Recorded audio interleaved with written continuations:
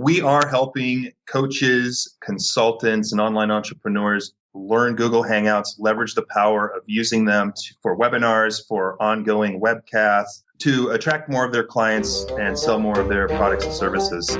You are listening to educationhackers.com, podcasting from Vancouver, Canada. Education Hackers highlights successful entrepreneurs with great online courses. And now, to introduce today's guest is e-learning evangelist Steve Atwall. Today, I'm very happy to have Jon Schumacher on the show. Jon has been an online entrepreneur for over 4 years.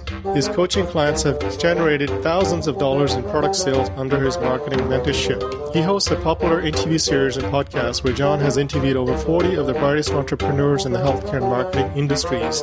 Upon release, Jon's podcast quickly rose to new and noteworthy status on iTunes within the first week of its launch. The show has generated thousands of downloads each month in over 50 countries worldwide.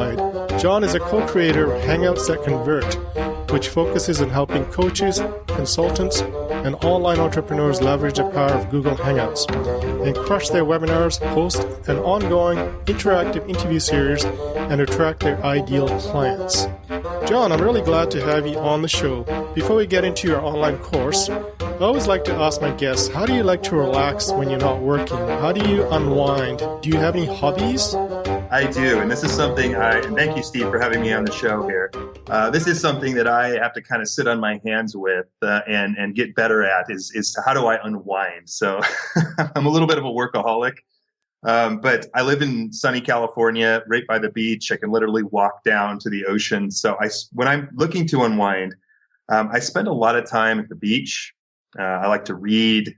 I also like to swim. I do a lot of swimming. I find swimming very relaxing and therapeutic. So I do a lot of those things. And recently, interesting, Steve, I've gotten into doing hot and cold therapy, kind of like a hot tub, cold plunge kind of combination to be really, really relaxing and kind of gets that tension out of your shoulders when you're kind of pushing as hard as I've been pushing. So those are some of my ways I relax.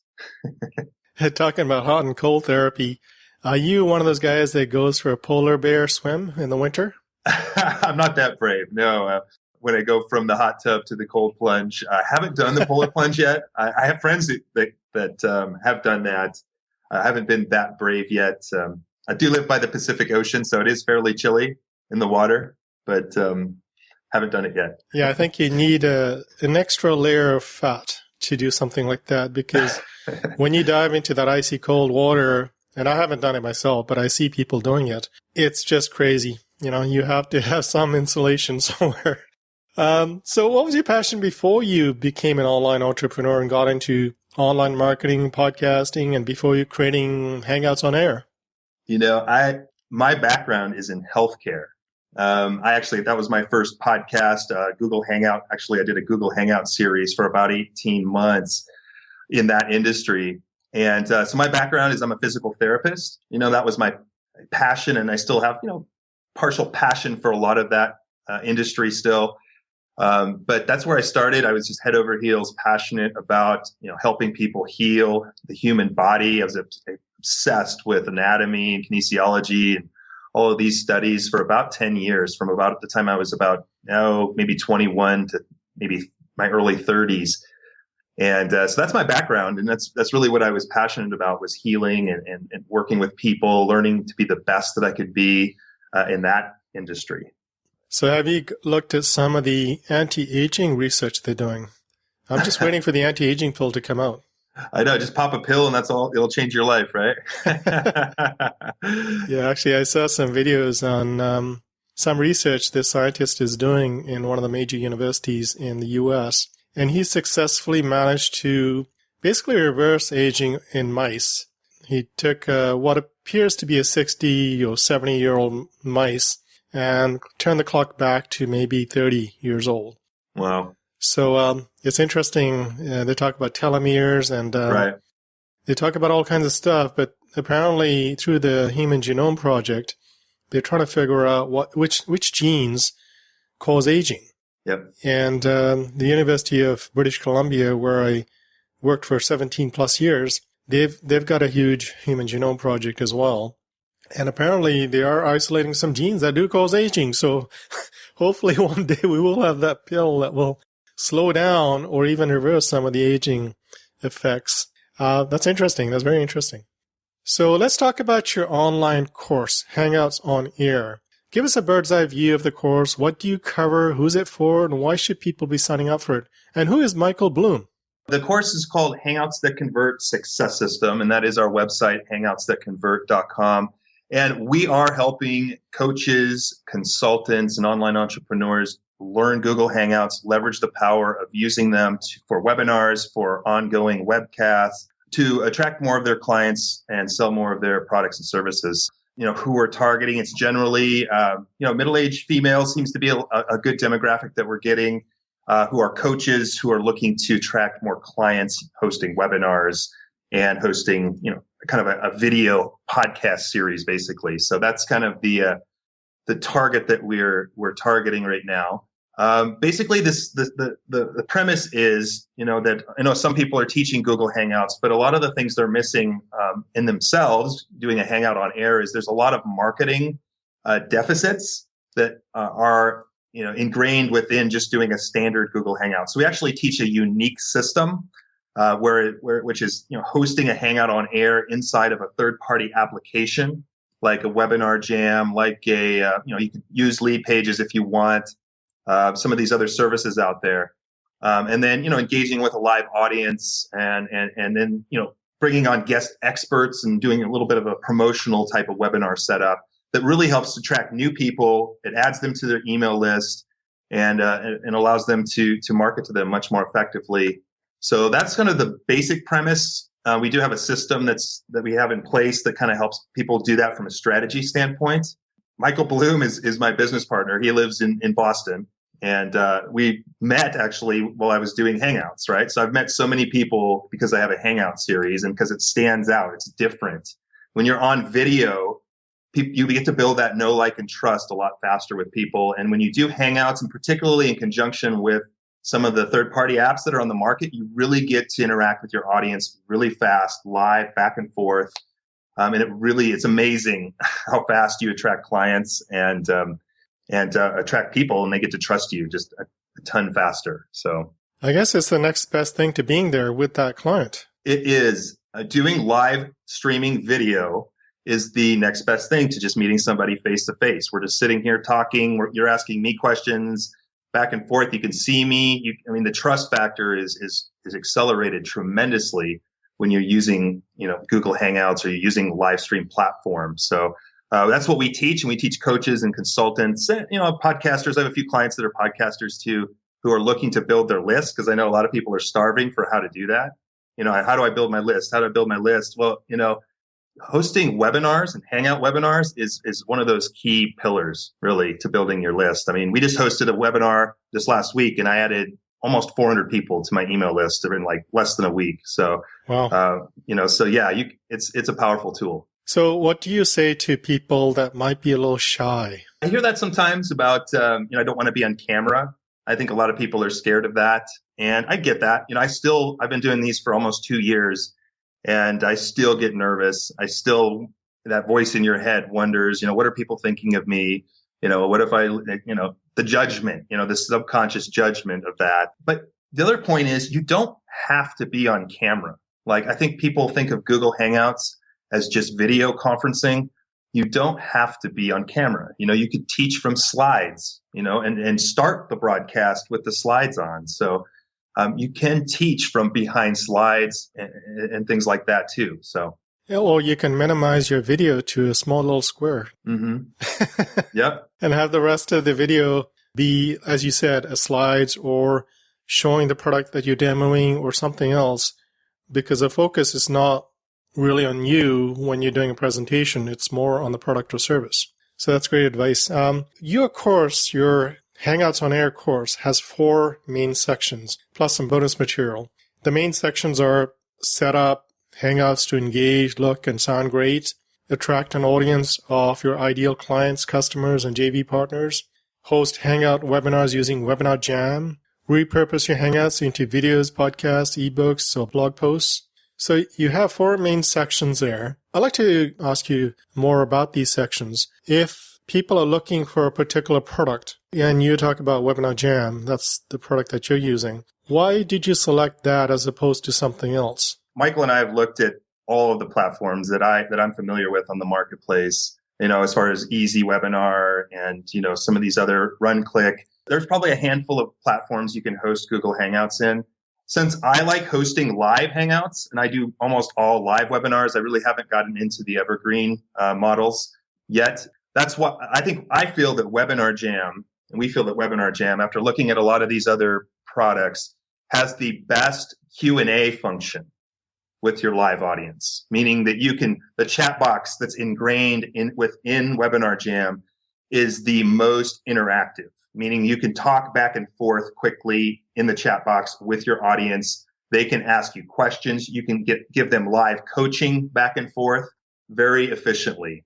There's a lot of other platforms like WordPress plugins and stuff like that you can host Hangouts on, but a lot of them require you to go back in the back end of your WordPress dashboard to get the questions and then come out and answer them. So I don't like, for live webinars, I want to be able to speak back and forth with my audience. If I have a guest expert, which I do that on an ongoing basis on my Hangout with me, I want our audience that's live there to be able to quickly ask that guest expert a question about their business or a tip about their business so they can get live coaching on the spot. I feel that Webinar Jam is the best for that feature. And if you look at your videos, how many videos do you have in this course? Oh gosh, we have 4 modules. I would say there's probably at least 20. They range from 10 minutes to 15-minute videos. So are they videos that any person can follow, even a business person? Yeah, I think so. We tried to put it in plain English when we actually repurposed those videos from a boot camp we did last fall. So we actually designed the curriculum, we taught it to a live audience, and then we took the recordings and created a membership site out of it. So yeah, we had a lot of beginners in our boot camp last year, and so we tried to make the material as basic as possible as far as, what equipment do you need? What are these little applications inside the Hangout? How do you use them? How do you bring your guests on the Hangouts? How do you conduct, an interview series, as well as some strategies for repurposing the content? Like you say, you get a recording after you do a Hangout on air. So you have a YouTube video that you can convert into a podcast, into an audio, into written text if you want to get it transcribed. And I've done all of those using Hangouts. I'm writing a book right now on this, and that's how we created the book content. We literally got on a Hangout and talked the book. Wow, that's cool. So just a random question. What hardware and software do you use to record your podcast? Because you do have a podcast. Tell us a bit more about your podcast as well. Yeah, so, right now I am I do them all via Google Hangout on air. So that's what I use, right? Like I don't do audio podcasting by itself or anything like that. I have a very basic setup. I literally just bring guests on live Google Hangouts, and then we talk. We have a discussion on a certain topic, myself, my partner Michael, and the guest expert, and then we will repurpose them, into videos, YouTube videos. We have a virtual assistant who will chop them up into maybe 5 or 6, 7, 8 small short videos, because people want small microtized content. They don't want to watch a lot of large videos, so we'll do that. And then we'll take out the MP3 from the video, and then we'll put that up. We put that on iTunes and Stitcher and things like that. So that's kind of how I've conducted my podcast. I'm not a big audio podcast person. I think I use it as sort of a byproduct, I guess, of the video stuff. I just found that to be more engaging with my audience, and I've been able to attract more, paying clients and stuff like that through live video than audio. So I'm not a fancy audio person. I don't have a lot of technical knowledge in that area as far as mixers and making it sound perfect and all that stuff. We get on there live, we just do what we do, and then we, are left with what we have. Sometimes the recordings aren't perfect, but personally, I'm fine with that. I just keep pushing forward, and it's been a great model for us. We've done very well hosting webinars and attracting clients because people get to know you, right? Isn't that the most important thing when you do a show or you do something online where you're trying to build an audience, is that audience knows you. regardless of all of the polish that you try to put on stuff, I think that they know you. That's what matters the most, and then they connect with you. That's true. Know, like, and trust. You're basically using Google Hangouts for doing the interviews, for doing the presentations, for offering your course. So what are your clients using if a client doesn't have Gmail? No, they don't need a Gmail to watch it. So you can have an unlimited audience that can watch you. Doesn't matter what email they have. If you want to use something like Webinar Jam and have somebody participate with you on the actual Hangout, they do need a Gmail. So, but for those who are watching, like in the audience, no, they don't need a Gmail. Right. It's only if you're doing an interview type session or you're communicating directly with somebody, then they need a Gmail account. What are some of the prime locations to host your live Hangouts? Yeah, there's a lot of places you can use. You can host them on your website if you want. So if you want to keep your own brand, you can host them on something like RunClick, which is a WordPress plugin. It's not expensive at all, under $100. That way you can keep your own branding and everything that way. So you can host them on your website on like a live page. So you can just have suchandsuch.com/live, and it will, and you can run traffic to that if you want to keep it on your website. You can host Hangouts on your Facebook page if you want. There's a company called 22 Social that it's like a kind of a Facebook tab, I guess you'd call it, that allows you to host Hangouts on your page. You could host them, on lead pages, right? So a lot of people use lead pages to host webinars and things like that. Or, something like Webinar Jam, which is a SaaS program. So you're hosting it on their servers, and it's very flexible, and you can use it for multiple projects. So there's a lot of places you can do it on Google Plus too. You could go to your Google Plus account and just do a standard Hangout on air. That, unfortunately, I think does have a lot of marketing deficits if you're going to do it that way. When we talk about SaaS, we're talking about software as a service. So the software is actually hosted somewhere else. You don't need to have it on your computer on your side. If we look at doing a Google Hangouts on air on your website, is there any issue in terms of bandwidth or traffic that your host might complain about? I guess it's possible, right? I'm not super savvy on that piece of it. If you're lucky enough to get that much traffic, you're having problems with that. I guess that could be an issue. So I guess as much as your server can handle, I don't know, Steve, on that. You might know better than me as far as how much traffic a site like that could handle. But I haven't had that kind of problem yet. I'm not getting that much traffic when I was hosting my stuff on my website. That's true. I think if you're successful enough and you get a lot of traffic, then you probably want to leave that one behind and maybe use another platform to do your hosting. One of the questions that I get for podcasting as well as anything else is, how do you find guest experts? Yeah, that's a good question. When I started out in my healthcare podcast, which I did for a while, a lot of it is just a combination of, you may know people already in your niche, which was mine was healthcare at the time, that could get you to other people. So they could be guests. I know that was a fear of mine when I started, is how am I going to find guests? Are people really going to want to be on especially doing a Hangout live? People are scared to death, right? So, so that was a fear. But I knew a few people in my industry who could connect me. And so really it was a combination of going through my existing network. But I tell you, I cold emailed, cold LinkedIn people, like messages, like doctors and different people that I didn't know, right? And so I thought they'd be good guests, and I told them what I was doing.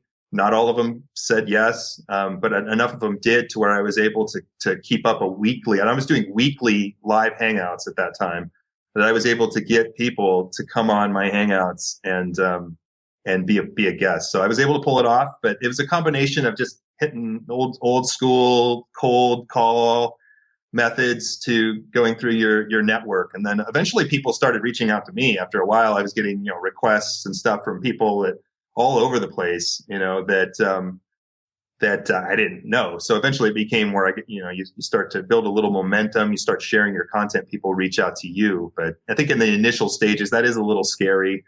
And start with your existing network. And then, don't be afraid to just reach out to people and make a list and reach out. So what's been your best email marketing strategy to get people coming to your live Hangouts?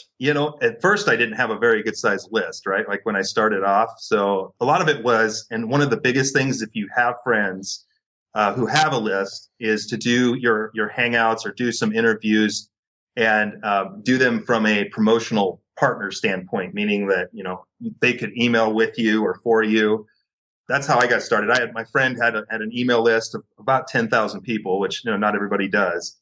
He actually emailed his list about my Hangout show, and I got, I think, 100 and something signups in the first week, So it was like especially with Hangouts, it's a lot easier to do this. Have some kind of a promotional relationship, if you can, with some of your guests. Not all of your guests are going to email their list for you, but some of them will share on their social networks and stuff like that. So if you're going to start off, I would recommend starting off with an interview type of thing to attract other people's audiences, and then have a method for capturing their emails. So that's one of the reasons why I like hosting Hangouts within something like a webinar jam, because you can capture emails. So I also like Facebook. Building a Facebook group is another way to build a list. You should start that right away.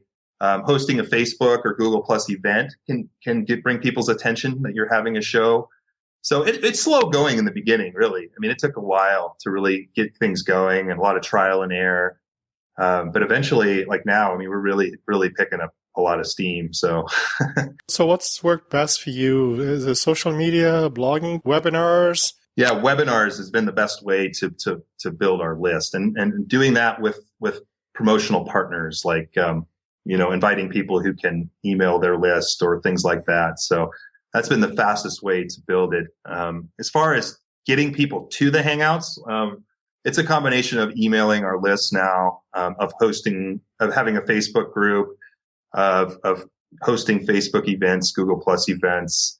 That's been mainly it. And then for some of the guest experts who come on, some of them have been willing to share, with their following too. So that helps attract people, to the Hangouts and to the webinars and stuff like that. So in terms of Webinar Jam, you indicated that it's easier to use and market within Webinar Jam. You can show maybe ads in there, maybe a sign-up box. What kind of things do you use in terms of getting people to engage in Webinar Jam? Do they have quizzes? Do they have sign-up boxes? Do you have things that you can post while you're presenting? What kind of things do you like about Webinar Jam? Yeah, it does. So, the biggest thing, and there's other platforms that do this too, is that when someone signs up to watch my Hangout, they are added to my email list. Everybody, like, you can't watch them without that live. So that's a big feature. Why I like Webinar Jam, again, I think it has the best Q&A with the audience, so I can talk quickly back and forth with them. I can pop in offers live on the spot. So like last Thursday, I did a sales webinar with Webinar Jam. And when it came time to present our offer, I could literally click a button and an image with a buy button pops in right on the Hangout with an active link that takes people to my sales page. So we were able to sell several of our courses right on the spot there, because not only am I able to share my screen, teach people, build that relationship, but when the time comes, I can literally hit a button. It pops in an offer live on the Hangout, which is right in front of everybody. I can literally tell them, click on this button to go get the offer, and they can do it right there on the Hangout. So that's a powerful way to increase conversions. Nice. Is Webinar Jam easy to use and configure? Can anybody use Webinar Jam? Because when I try to use Google Hangouts, there are a few steps you have to go through in terms of setting up your Google Hangouts page and then customizing a little bit. Is Webinar Jam easier to use for the average person? There's a little bit of a learning curve, I think, with all things Google Hangouts. It's definitely, if you're determined, I mean, you could learn it fairly quickly. I mean, I've taught students in 2 weeks and they had it down, so there's video tutorials within it, and it's not that much. I mean, there's learning Hangouts is one piece, and then learning Webinar Jam is the other piece. It's not that challenging to set up, really. I mean, you could sit down for a few hours, go through the videos, integrate your email responder, autoresponder with it. It's not that difficult to do. And then once you set it up one time, you have the option to clone it, meaning if you're going to do another webinar soon, you can literally just clone the one you did the first time and then just change some of the copy and stuff like that. So it's a really kind of a rinse and repeat thing once you set it up the first time. But, just like learning Hangouts for the first time, I mean, there is a little bit of a learning curve that you need to overcome. I like the fact that you can copy and duplicate a webinar. So you change certain settings and, you're ready to go. So you don't have to redo everything. Right. You can copy a webinar settings and then schedule another one. Yep. That's pretty cool. So you actually repurpose content from your live Hangouts. How easy is that to do? How's the quality? What's the audio and video quality like for that? After you do a Hangout on air, you're going to get a YouTube video automatically placed in your YouTube channel. So the video quality is fine. I mean, sometimes Hangouts, as many of you know, can have a little bit of graininess. It depends on the internet signal of the participants at times. But most of the time, it's fine. And again, so you're going to get a video that's, I would say, of decent quality from that.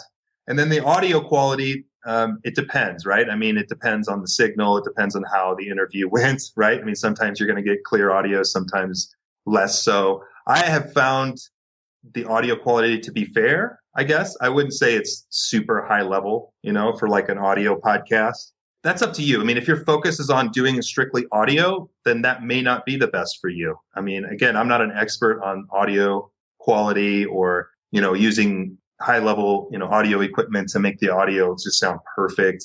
I would say that, the recorded video is fair and then the audio is fair. Probably not, you're not going to get a video that's at the high level of like a professional sales video for a website. You're not going to probably get an audio that is the same quality as like a high level, podcast that's audio nicely produced and stuff like that. But, for me, I don't know, man, and this is just my philosophy and style. I just go out and put out content and be me. And as long as it's not terribly distracting for the audience or just ridiculously bad, I mean, obviously that wouldn't work, but I found it to be fair enough. My goal is to, build our brand, help a lot of coaches and consultants and clients, master Hangouts. And that's what we're doing. So it's worked fine for me. But if you're a person who wants it perfect, then it may not be for you, Yeah, I think there are some settings in the Google Hangouts that you can set to try to improve the settings, like the bandwidth setting, for example. Right.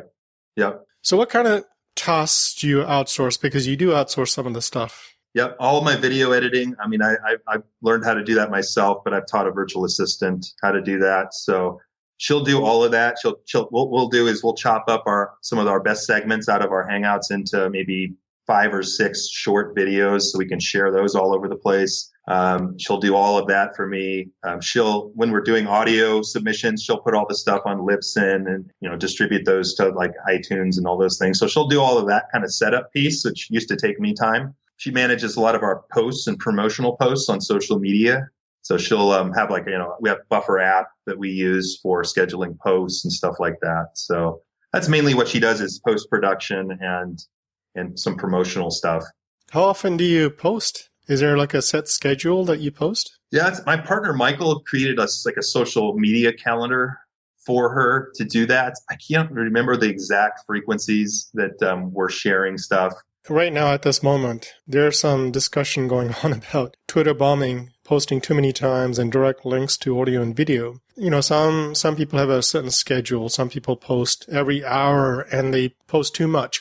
Right. But leading up to your webinar session, your Google Hangouts session, I think there's a sort of a build-up so that initially you might have one email going out. You're letting people know, okay, they're signed up for this particular webinar. But as you get closer to the webinar, you might have a couple more emails. And it could be a day before, it could be a couple of hours before, and it could be right before the webinar is starting. Right. So I was just curious to know if there's a schedule that you guys follow in terms of how often you promote before the actual Google Hangouts webinar starts. So we usually host them on Thursday. So we'll usually put one out Sunday, usually Sunday towards the evening. We'll put out just kind of an initial heads up that we're going to be hosting this. Here's the topic. Here's the expert, sign up here. Then it's usually like a Tuesday.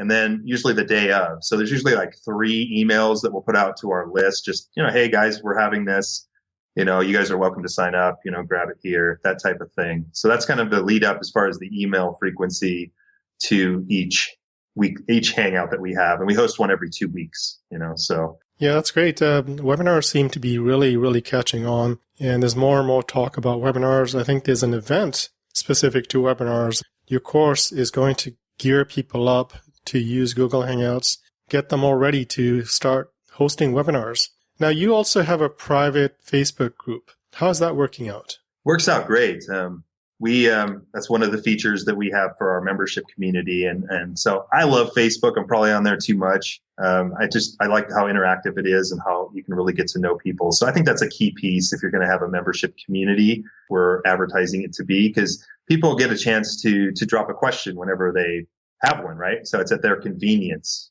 And so I think if you're, and we're in there probably most days, probably 6 days a week or so, that we can pop in and answer a quick question from a student of ours. And so I think it's a key piece. I really think it's important to have that piece if you want to really connect with your audience, because I think that's how you keep them happy, right? That's how you keep people appreciating you, is by being responsive and being available to them. Plus, they can share their knowledge with each other as well. So Sometimes it's somebody else answering the question rather than yourself. Absolutely. And we learn from them still too. We get questions all the time that expand our consciousness on different issues that are happening and things like that. So it's a win-win. And you also have a monthly Q&A session to go over any questions that people might have about the course or about the Hangouts industry or Google Hangouts or anything else. So do you ask for those questions ahead of time, or do you just ask them live as you're doing that? We have been asking them live. It's a good idea, though, Steve, to maybe get a few questions prior. We'll usually have kind of a few teaching points that we want to touch on, maybe a few updates in the industry and things. We'll do a little spiel, and then we'll just open kind of to get the discussion going, and then we'll open things up for whatever people have questions on, for themselves. And so it's pretty informal, but it does give them a chance to talk to us directly and get those questions answered. You also have a live Hangouts 101 guidebook. Tell us a bit more about that. So that's kind of our free offer that we run ads to and different things sometimes.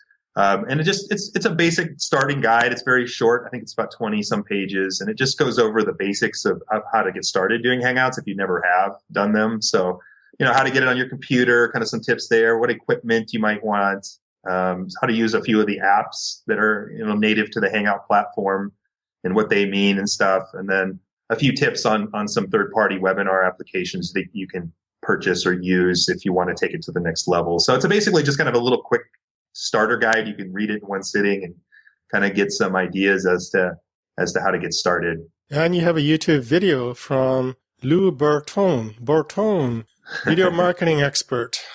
30-minute video on YouTube SEO tips. So that sounds pretty interesting. Best tips to optimize your channel and increase traffic to your YouTube videos. Yep, there's a lot of good YouTube stuff in there. Yep, Lou's the man. Lou Bartone is the man when it comes to video. So how did you get him to do a 30-minute video for you guys? He was interviewed. We took that out of one of our Hangouts. I mean, that was just a repurposed section out of our Hangouts. I mean, awesome. I've done so many of these things. I mean, I probably have 500 videos on my YouTube channel, so it's like, and not all of them are the highest quality or whatever, but a lot of it is really good content. And the people that I've met, like Lou, it's been amazing, since we've been hosting these things. So, well, that's awesome. When you interview some of the experts in their particular field, and then you can repurpose that content and offer that value to your members. That's awesome. That's excellent. So let's assume I'm one of your students and I've just purchased your course. What would you recommend as my first step to getting the most out of your course? Dive right into the content. The first module, Hangout like a pro. Really, if you're unfamiliar, if you've never done a Hangout or very few,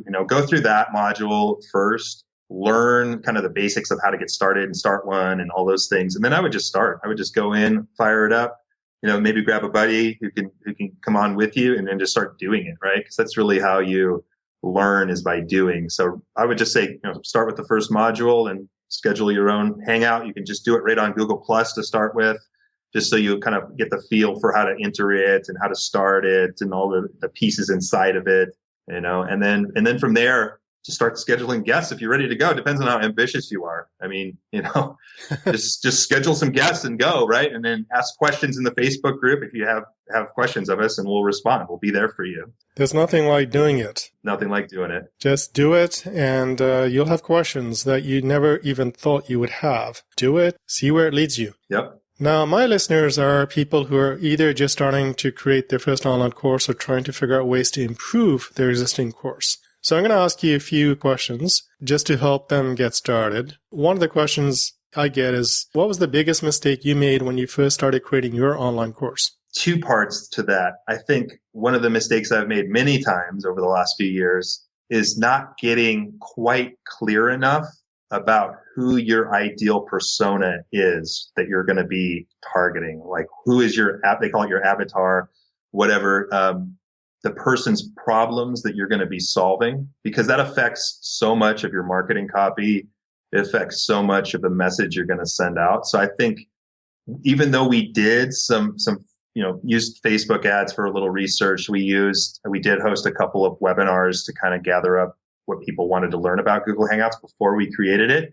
I think we should have still done more and still have really dug in on that a little bit deeper, because we've changed our marketing message a few times, around the course.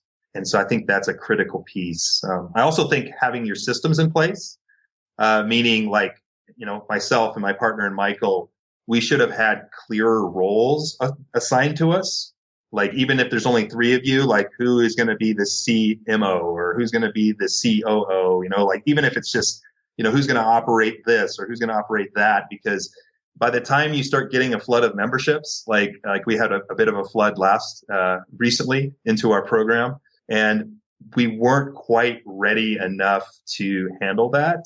And so it was a bit stressful kind of recovering from that to make sure everybody got what they needed, But that's a good problem to have. It is, but it's still stressful on your end, because the last thing I ever want from any of my people that even buy my stuff is to think that I didn't fulfill on what I promised.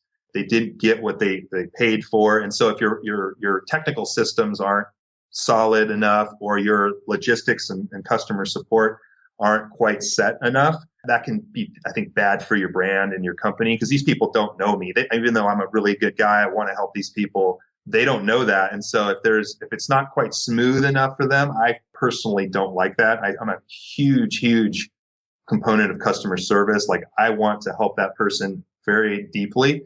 And I don't want there to be any friction or tension there. So I think having your systems in place, like if you have a VA, what they're going to do, if you have a partner, what part are they going to do, so that the whole experience runs smoothly for those who are coming on, is, I think, a big thing. Yeah, I think it comes back to know, like, and trust. So what was your workflow like when you created your course? How did you determine what to include, what not to include, and what to add as bonus material? We initially got our content ideas from hosting Hangout webinars and doing Q&A with people. Like, literally, that was our pre kind of research, on what people wanted to learn. That's how we got the ideas for the modules. Part of it was from others. Part of it was from how we had just been doing things and having success with. So we knew it worked. But we didn't want to just do the course on what we knew worked. We wanted to see what other people wanted to, right? There again, you're trying to go and find out what that ideal persona wants. So we actually hosted 2 Google Hangout webinars that were free. We ran ads to them. We shared them all over social media. We had a few partners share them. And then I think we got maybe 100 people or something like that to come to our live Hangout sessions. And literally we just opened a discussion up. We did a little bit of light teaching. And then we just asked people, like, guys, what do you want to learn about? What are your biggest concerns with this platform? Like, what are your biggest problems with your business? And see if there was any correlation there. We just literally opened up. We had a webinar jam hangout where we could talk to them back and forth very quickly. And that really gave us the framework of what people need to learn. And how long did it take you to finish your course? It didn't take too long. We hired out a person. I can't even remember. I mean, we like you say, we hosted a boot camp in the fall of last year, and we repurposed, because we did 4. We sold the boot camp on a webinar. We had a good dozen so students that bought it. We conducted the series, the boot camp series. It was four series, and then we repurposed the videos from that into our membership area. So it took us about a month to do the boot camp, to have the recording done. We hired a web developer to create the content, and it was probably, it took a month to do the content because we were doing it all live, and then probably, I don't know, maybe 3-4 weeks at the most to kind of finalize the course. So it doesn't take too long. And what platform are you using? Are you using WordPress? Yeah, right now we're hosting it on our WordPress. We have Wishlist Member as a sign, kind of that membership, to protect all the content and everything. And so yeah, people will just sign up. We're just using PayPal, just a regular, a PayPal checkout card. Once they pay there, they're taken to a registration page where they can get their username and password. They enter that in there. And then they're added to an Aweber list with a follow-up email, but they're also taken directly to the content. So basically, after they just check out on PayPal, then they punch in their registration information, and then after they do that, they have their username and password, and then they just go right into the content. That's awesome. So in terms of managing the users, a Wishlist Member lets you manage these users within the product itself. So say somebody pays you and then they decide that you have a 30-day trial membership. So they sign up and then they want to cancel. How do you handle that? We haven't had anybody cancel yet, thank goodness. But but yes, that is an issue. So and honestly, I'm still kind of learning the ins and outs of some of this stuff. Right now we would just literally, look at from the date that they paid, and if they cancel within that date, I will just send them their money. I'm not nothing too sophisticated there, but no, that's fine. If you're not having a lot of cancellations, that's great. That's awesome. And you can handle that manually. So how do you market your course? What's been most successful? Social media, blog posts, webinars, or something else? We've sold probably 95% of all of our memberships on webinars, so it's been joint venture webinars. So I've been doing a lot of JV webinars with people, and we're really going to start ramping that up this year. I did one last week, and I think we sold 15 memberships. We added about 400 people to our email list because I was doing just a joint venture webinar, So basically, people are emailing, getting traffic to your webinar. You're the one doing the teaching, so and so you just we've developed relationships. We developed relationships, and that's one of the powers of hosting a Hangout interview series is you get to really know people. Like I can see those people, they can see me. And it gives you an in, just like you, Steve. I mean, you've been using a podcast, right? Now you know a lot of people that are just awesome, right? Because they've connected with you on a podcast or on an interview series. So same thing there with Hangouts. I think it just takes it maybe to another level a little bit, but that's it. Yeah. Webinars, I mean, almost all of the sales have been not from web traffic, not from, email responders, although we do get a few sales because we have, autoresponders set up after people get our guides and stuff. We'll offer the course and stuff. So we do get a few sales there, but 95% is live webinars to our list and to other people's lists. So you must live on Google Hangouts. That's all I do. That's all I do. That's all I do. I don't blog. I don't write blog posts right now, although we're going to start doing that. Michael's a good writer. I'm getting better. I like to talk, and I just like to talk to people, and I think that's the platform for me. It's not perfect. I mean, I get prospects and people that are like, well, your picture was a little grainy, or the sound got cut out for a second. To be honest, like that's that's not the point, right? Like the point is for you to be authentic and get in front of people and really share yourself. And I think that's what people want. People don't want polish to the point where it loses its realness, Like I think the Japanese have a term called wabi-sabi that they talk about that as far as, embracing the imperfections. And I don't know. I mean, there's times, sure, did I wish it was a little crisper or whatever? Sometimes things happen, the tech gods aren't smiling on you that day, but but it's about being you and getting in front of those people, both in your Hangout marketing and your email marketing. It's about you being you and those people knowing that you're not just some auto-responded robot, Exactly. Wabi-sabi? Wabi-sabi. Wabi-sabi. Yeah, I think wasabi. Isn't that a type of food? That's something hot, yes, on the plate for your sushi. But that's a saying that the Japanese have. And I think that's true. And so there's times where I wrestle with, am I being too slack, I guess you could say, in some of my presentations, that I could be doing these professional videos and stuff. But, I don't know. I mean, part of me is just like, here I am, let's just show that to the world. It's not going to be perfect, but it seems to be working, so. That's great. So where are you hosting your videos?